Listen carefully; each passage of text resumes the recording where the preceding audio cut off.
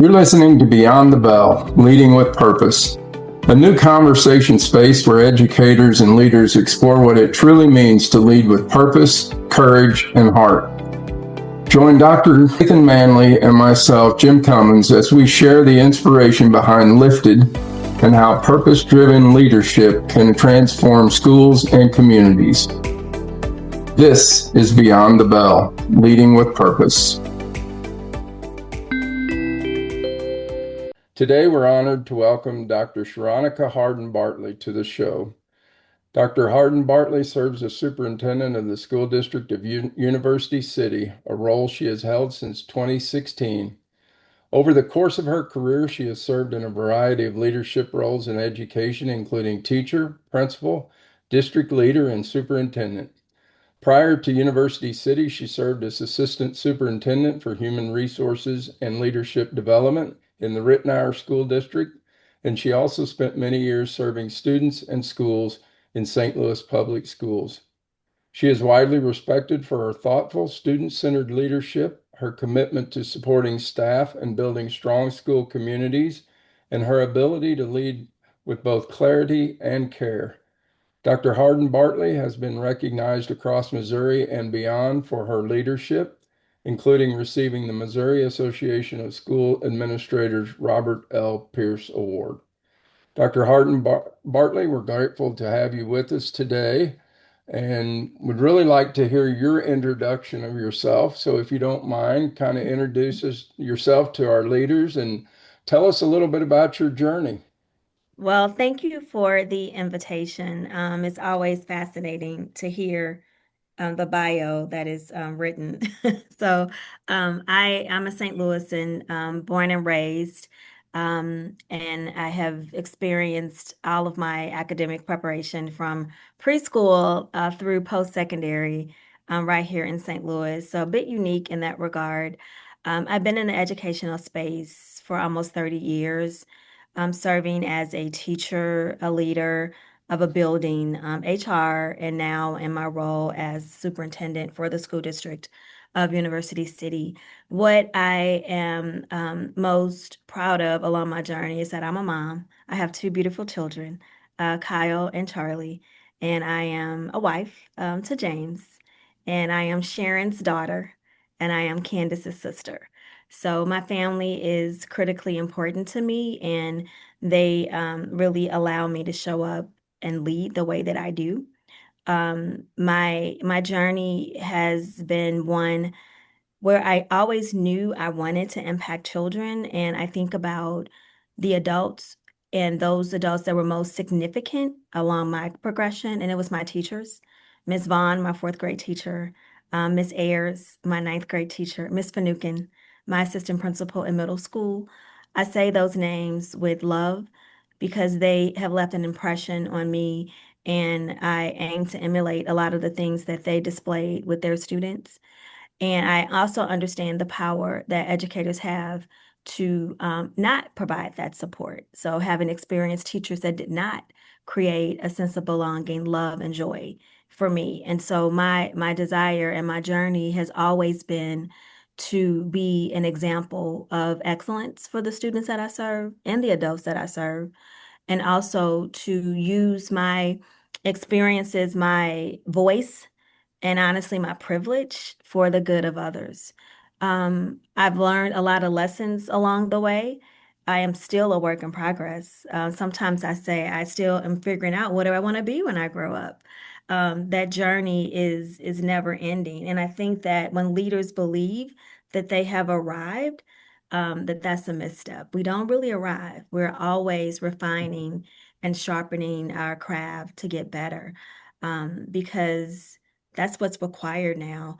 One phrase that I use often, um, when you know better, you do better. And we do better by experiences, honestly, by mistakes, and by those trials that make us resilient and strong as leaders. So that's a bit of who I am. And I am so blessed to serve 29 of the most amazing young people on the planet. Our University City students are phenomenal, and I love serving in this community. It's also a community where I live. So being able to live and also to serve in this community is truly a blessing. So that's who I am. That's awesome. I can relate a little bit. I finished my career as superintendent in the community I grew up in, and there's a little bit different level of not only connection, but there's just a um, I don't know. It kind of just there's something to be said about making the place where you grew up and they poured into you a little bit better for those that come after you. So that's awesome. I want to commend you. Your introduction was much better than ours. Yeah, It just automatically, we started lifted in this podcast to bring light to good leadership and good leaders out there, and we're blessed that there's a lot of great leaders out there, and so it just comes through so much in hearing you talk about your leadership, your family. I mean, it gives me goosebumps just sitting here. Um, you got your purpose, your journey in there, and I just that was so good. yeah. And then the other thing, go ahead. Well, I was just going to say she kind of jumped to where we usually end up with the Uh-huh. with the how do you keep yourself balanced and all of that type of stuff. So we're gonna come back to that. Great. Well, I do want to, the other piece is you talked about leadership being a craft, and just like teaching is a craft, right? And I don't Mhm. know, that's something that we talk about a lot, or we talked about a lot over the years, is looking at that the same way you would, an athlete who has to learn certain moves or skills. And when you describe leadership as a craft, I think there's so much power in that. Mhm. I'm curious, would you get a little deeper in that and how you arrived at that place? Yeah, I think I was talking with someone this morning about, I don't think the leadership happens by accident. People say, well, you were born a leader. Maybe you have some tenets, some characteristics that make you more outgoing, or maybe someone that people want to follow. But leadership is a deliberate act. It is a deliberate behavior that you have to practice and you have to focus on it. And there has to be a level of intentionality. And I liken it to being an artist. Artists might have a gift, they might have a skill and be naturally inclined to be an artist, but they get better at what they do by practicing being an artist, whether it's visual arts, performing arts, music. It's not something that you just wake up and just do. There's a level of practice and a level of repetition that is required to be the best, right? Even those that are the best, we know. I always look at, even if you take an athlete analogy, Michael Jordan got cut from his high school basketball team.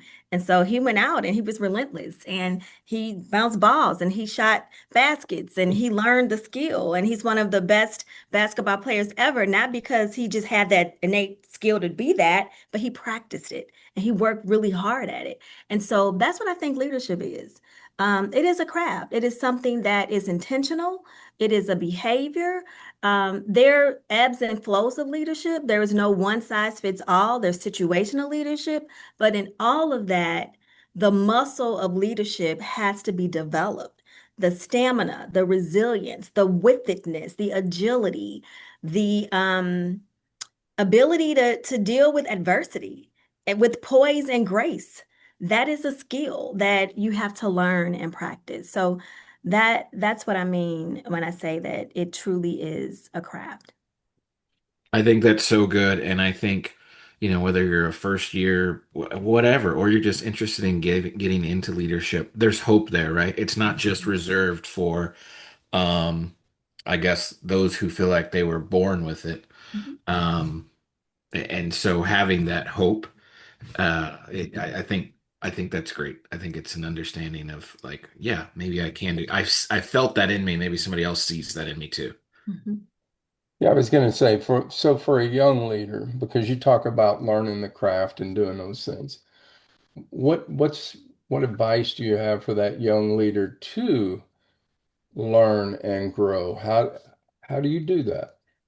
I think our life's lessons are powerful.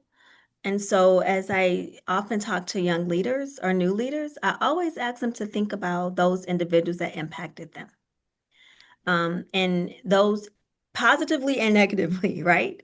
And so understanding the golden rule of how you want to be treated and what behaviors and characteristics from those experiences can you take away that you can replicate if you feel like they're best practices, or those that you never want to do because you've seen the harm or the chaos that it can cause. I would also say be incredibly in tune to who you are. Mm. Now, my 27-year-old self is not the same self that I am now at how many years I am now. Because hopefully I'm a better version of myself.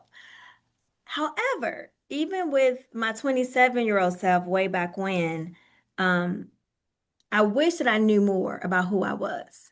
I wish that I was clear on my identity and that I wasn't as concerned about how others perceive me. Because I think that I was somewhat of a chameleon often, and Mm. being a chameleon, adapting to everybody, I lost who I was, honestly. Mm. And it was confusing for people that I led. It was confusing for me. It caused me some mistakes, and relationships were damaged. So know who you are and know what you value and live those values, even when there's criticism. Yeah, Because that, if you want to avoid criticism, say nothing, do nothing, be nothing. You're going to mm, be criticized no matter what. So yeah. know who you And you are and don't live your values. and you don't make a lick of difference when you do Mm-mm, that. mm-mm. Yeah, I think being true to yourself, and I think, you know, done this a long time and got out, and then we started doing these podcasts, and every time we do one, I'm like, man, I learned something I could have used when I was doing it. And so I think the encouraging thing, and really what we're trying to pour into to leaders is, hey, just listen to what these other people are doing. If you don't pick up a book, if you don't do go to, sessions, just by listening to other people and their journeys, you can pick up tips that, hey, maybe the situation arises and I remember what I heard or I remember what they told me. Yeah, good stuff. Good stuff. So I'll talk a little bit about culture because you hit on something that's one of Nathan and I's passion, and that is just how do you create a system where people want to be there, they want to belong, whether it's your adults or your students, because really you want to create the system that both want to be there, right? But how do you create that culture where they want to be there? They feel bad when they're not a part of it. It is hard, particularly now with everything that is swirling around us in education. There's a lot of distraction right now. And I think that when you listen to people and work to build community with people, that's a start. So you have to know your audience from students to staff. And there has to be a culture, a collaboration that is intentional, not superficial. And it is constant. It is not random acts of kindness, if you will. It can't be just at the beginning of the year and then you don't talk to people the rest of the year. You have to be visible. You have to be engaged in having an open door where there's reciprocal communication and it's not a one-way communication, and you have to be willing to listen and listen actively and use that information to inform the happenings of the culture. We're not perfect in our system. We still have a lot of work to do, but I will say that our students have voice. I believe that our students have agency, and particularly around the aspects of schooling that directly impact them. And that's everything. Everything that we do impacts them, from facilities to operations to technology to academics. Everything impacts them. And so, even our younger scholars, being able to allow them to have agency and voice and choice. And then with staff, validating them for the professionals that they are. And that's a tension right now in public education. Are we valuing teachers? Are we valuing the work that they do? And value looks different to everybody. There is no one size fits all.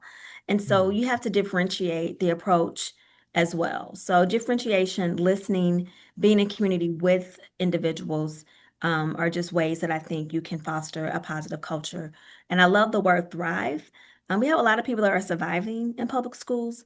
And when we truly have a joyful, highly effective space, individuals are truly thriving. Hmm, that's good. Yeah, I mean, it just hits so close to what we spend our time talking about. How do we help people develop those cultures? So one of the challenges I will say that, it sounds like you've got some servant leadership in you and in your, about people, about listening, about being present. So some will argue that that takes away the ability to hold people accountable, to have high expectations. How do you embrace the fact that, hey, just because I care about you, because I care about you, I still have high expectations. Talk about that a little bit. Yeah. So being vulnerable, I am a heart-centered leader, and my empathy radar is very high. I am very empathetic, and I give a lot of grace, honestly. And I think that as we think about accountability, there is a balance between grace, empathy, and accountability. And all three can exist. And it might look like it's overly empathetic and gracious and not as high on the accountability factor. But I think there has to be the balance. And ultimately, being clear with expectations, being clear about what are those fixed things and what are those variable things. Where do we have things to be tight? Where is there some variation? Giving people feedback, I think, is critically important, and not fuzzy language, being very explicit about what we're doing, what we're not doing, what success looks like, what it doesn't look like, where there are gaps, what supports are needed, and then having the dialogue around accountability. We also have to understand in this space that we do not have a growing workforce in public education. We have a dwindling workforce in public education. So every time that you move someone out, trying to onboard someone else, the return is just not there. It is extremely costly. So we have to invest an enormous amount of time in people, and maybe too much time. Some would argue you spend too much time developing people. But the alternative is, where are the people coming to replace the people? So it's both and. And I think now more than ever, we really have to maximize the talent pool that desires to be in the educational space and do whatever we can to help grow them up, coach them with that explicit feedback, direct expectations, and being crystal clear about what success looks like. I think that when we use fuzzy language, it's confusing for people. And I always say that an unspoken expectation can never be met.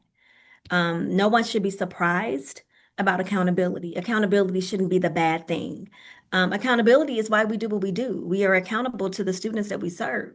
And so we cannot exist in a system if we don't have high expectations for serving them. And how it looks, I think that I can use my I voice. I can be more explicit in naming what the accountability structure looks like for me. I think people see it one on one, but I think as a system, that is work that I can do better as a leader so that, because people only see what they see, and that the system understands our approach to ensuring excellence. And I think the final thing I would say is modeling it by how I lead. If I am not representing excellence, how can I expect anyone in my system to model or live a caliber of excellence if it's not starting with me?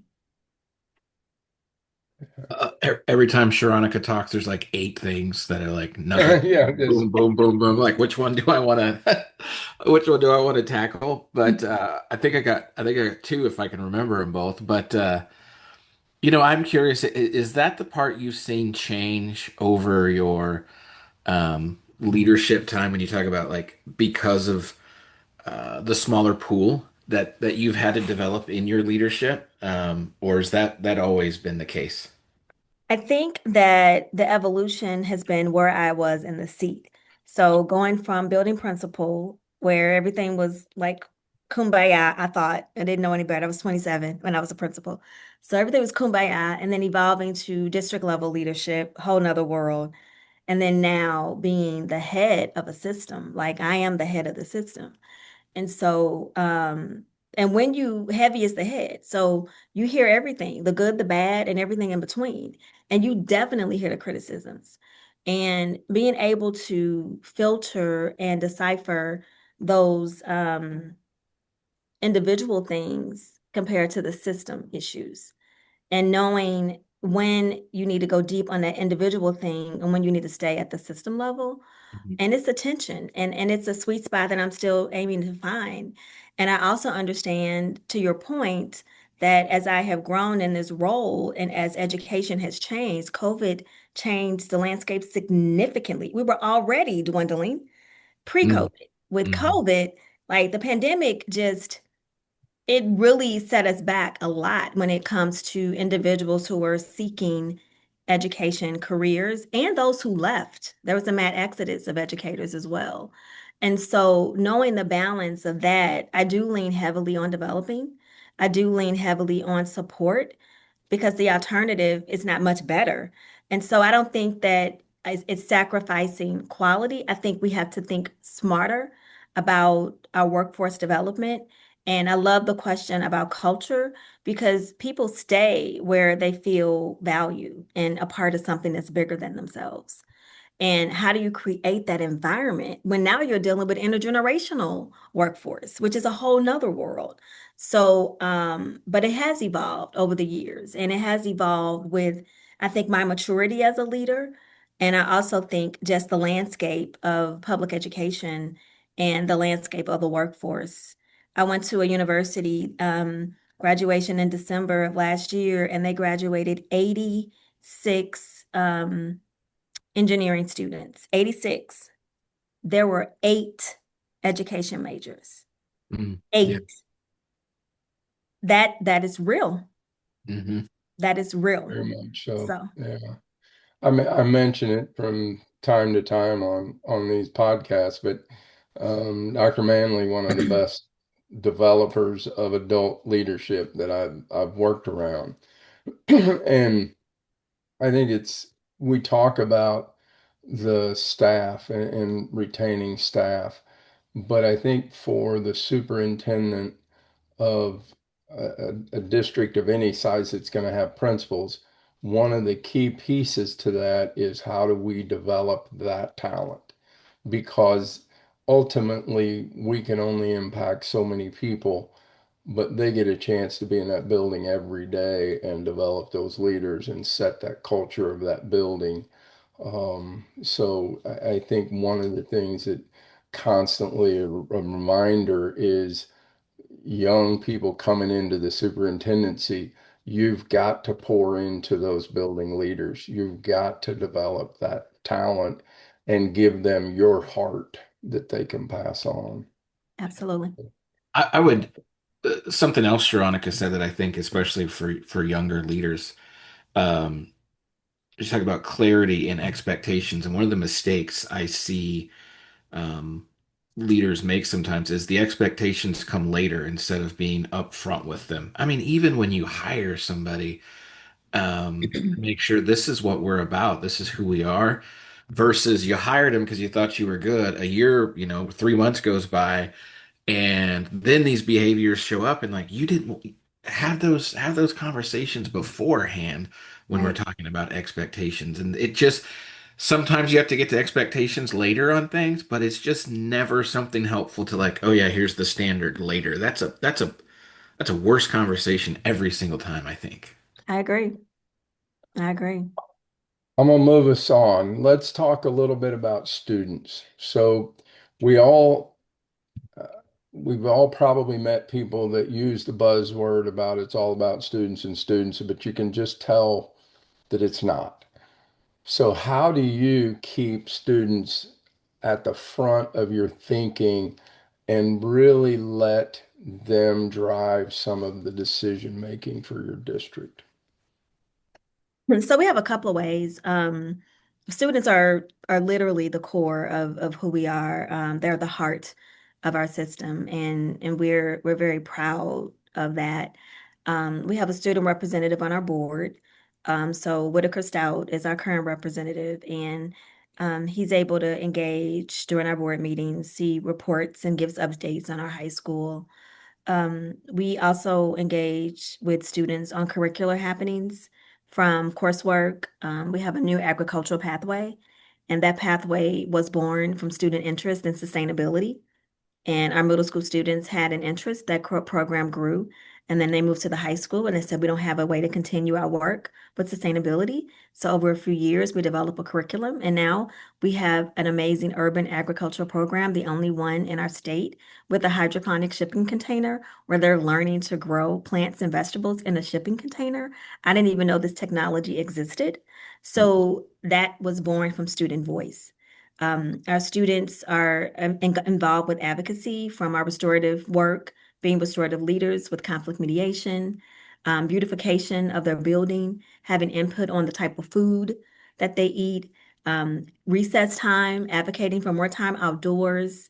There are many ways that we center our students. And I think the main thing is students are the thing that we are supporting. Like our product is students. Like that's what we're aiming to support in tandem with their families.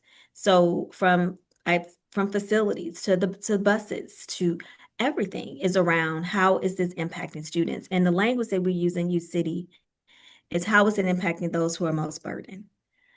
Because if we do what's best for those who are most burdened, we're certainly serving the whole. And so we center those students who also have the greatest need and making sure that we are meeting those needs as well. Yeah, I like your website, humanize, personalize, problematize. Yep. Oh, yeah, very nice.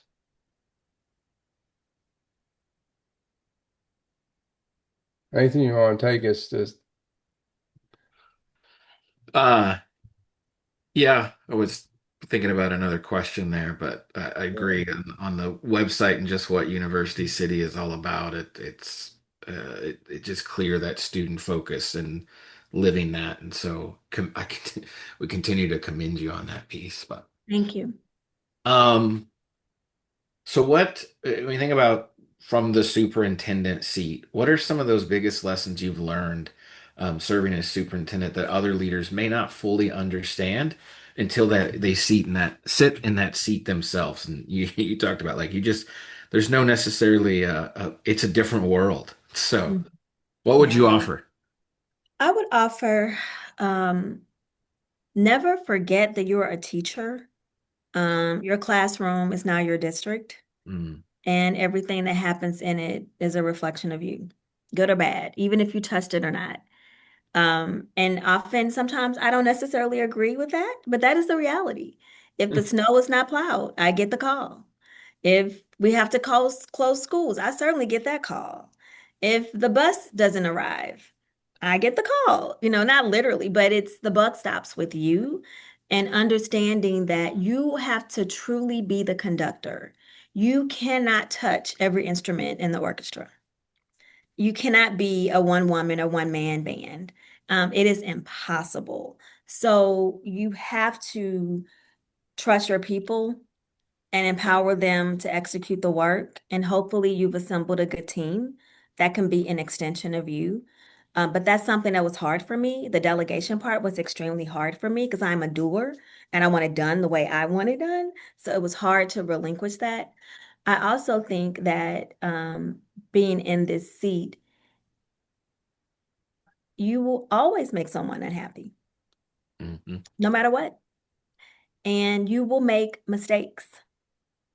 You're not a perfect being. You're going to make a mistake. The goal is to learn from it, to lick your wounds, make course correct if needed, apologize if needed, and move forward. Looking in the rearview mirror is not helpful. It can be toxic, and I've experienced that where I've made mistakes that I've sat with for a very long time, and I've blamed myself over and over and over again. And it's gotten in my head and it starts to impact how I make other decisions and how I show up as a leader. And your team needs your best.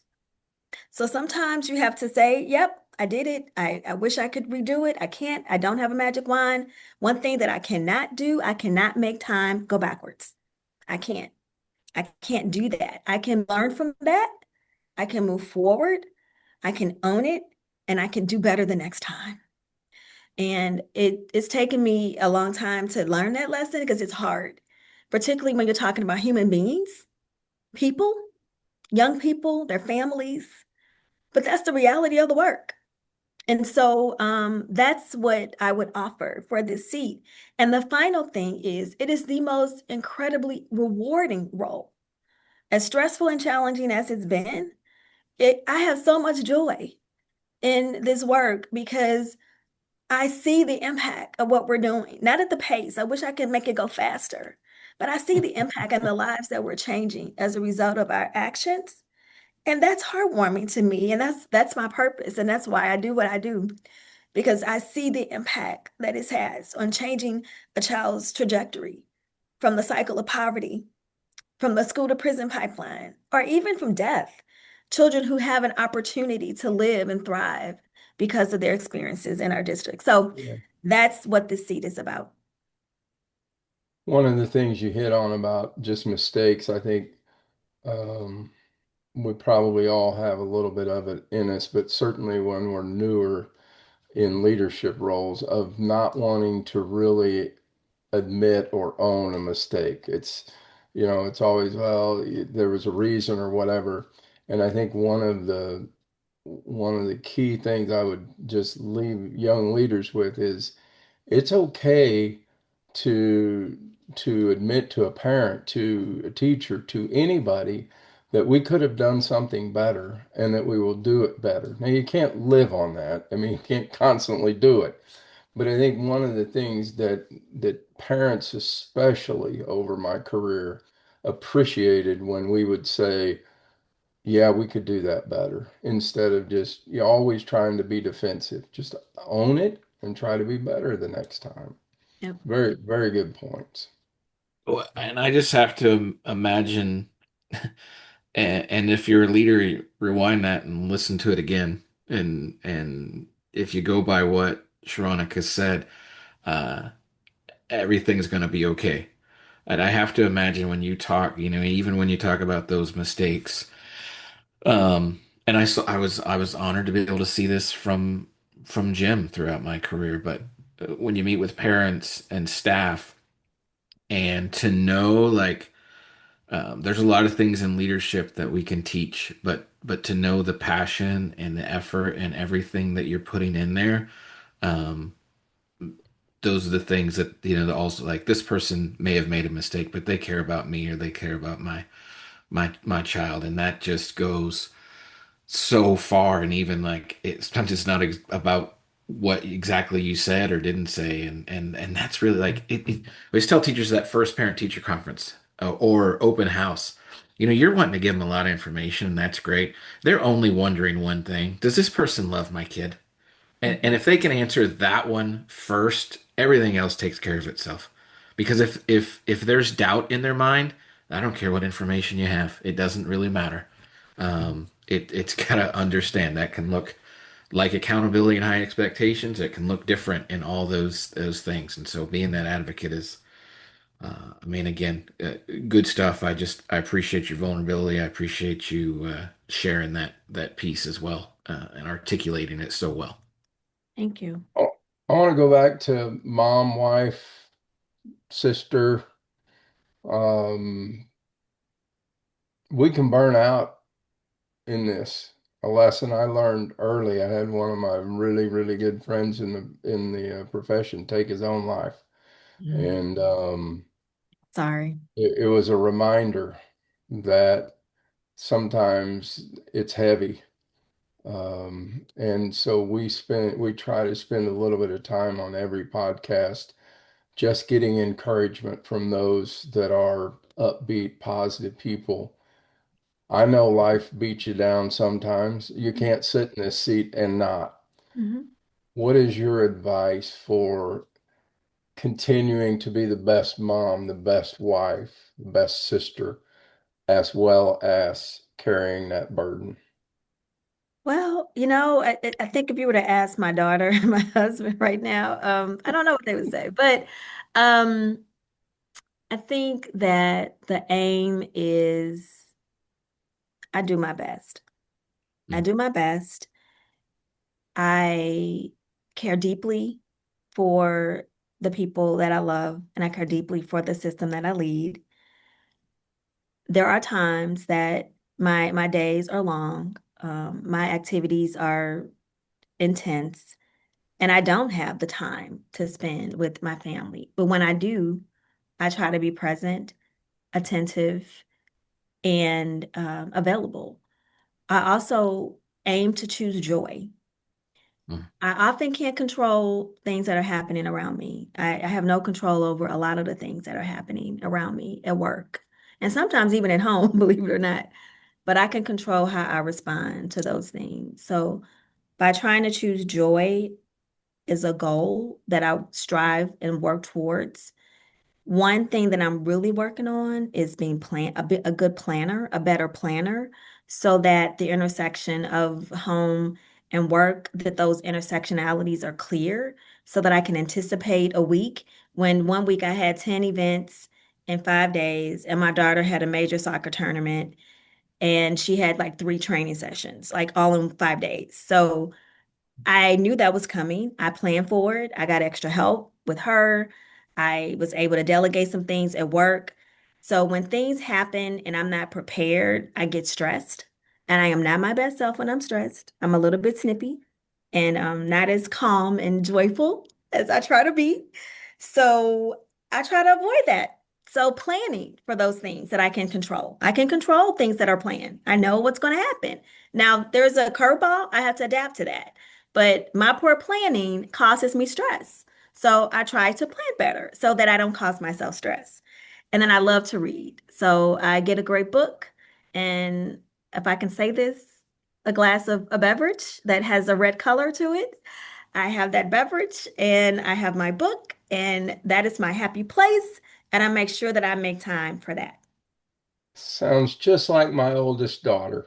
Gets a little snippy when she's stressed and needs to just go get into a book. Yeah. Mhm.